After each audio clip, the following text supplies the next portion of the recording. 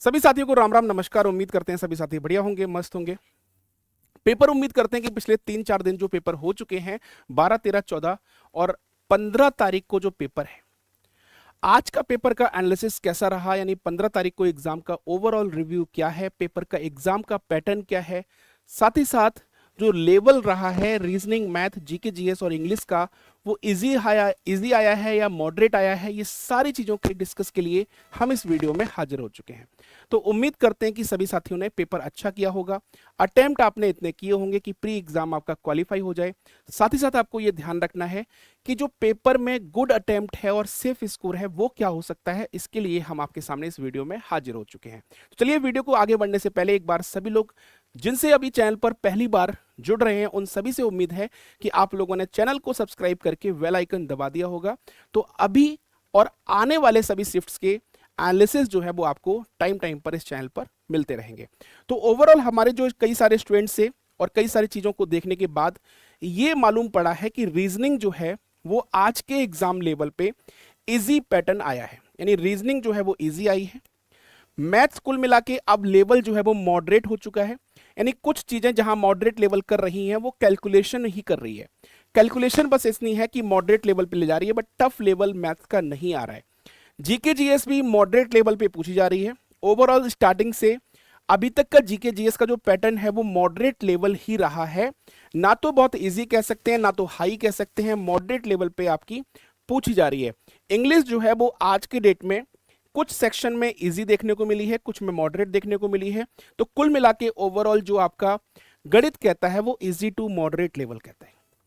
तो reasoning easy है, maths moderate है, जीके जीएस मॉडरेट है और इंग्लिश जो है वो इजी टू मॉडरेट पूछी गई है 15 सितंबर के एग्जाम में।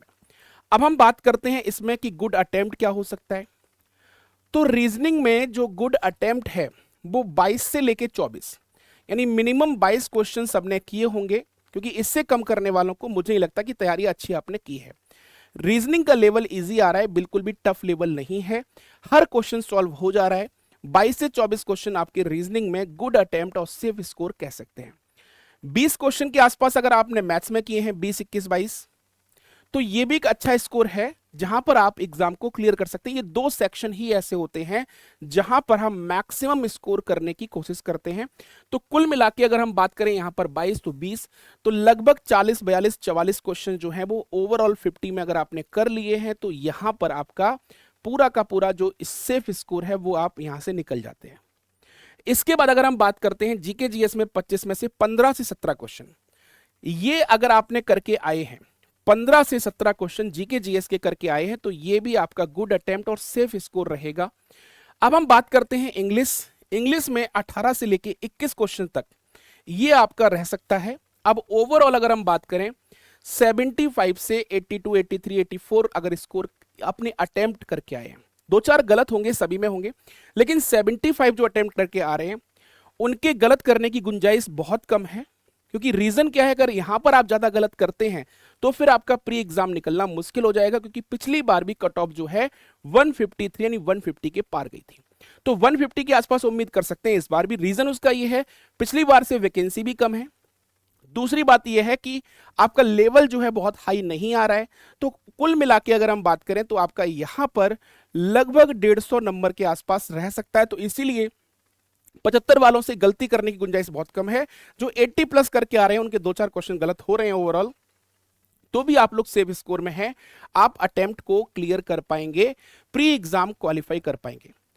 इस पे नॉर्मलाइजेशन कितना मिलेगा, कितने नंबर तक मिलेगा, ये बात की बात है, तो इसके चक्कर में अभी मत पड़िएगा, क्योंकि जब सारी शिफ्ट हो जाएंगी तभी मालूम पड़ेगा कौन सी शिफ्ट ज्यादा हार्ड थी, कौन सी शिफ्ट सबसे इजी थी। ये बात की बात है। अभी तो आप ये स्कोर मान के चलो कि सेफ स्कोर आपका ये हो सकता है। अगर आप इस स्कोर में हैं तो एग्जाम मेंस की तैयारी करना शुरू कर दीजिएगा। मिलते हैं कल फिर से नेक्स्ट एनालिसिस के साथ, तब तक अपना ख्याल रखिए। सभी साथियों को नमस्कार, बाय बाय, टेक केयर, जय हिंद एंड गुड डे।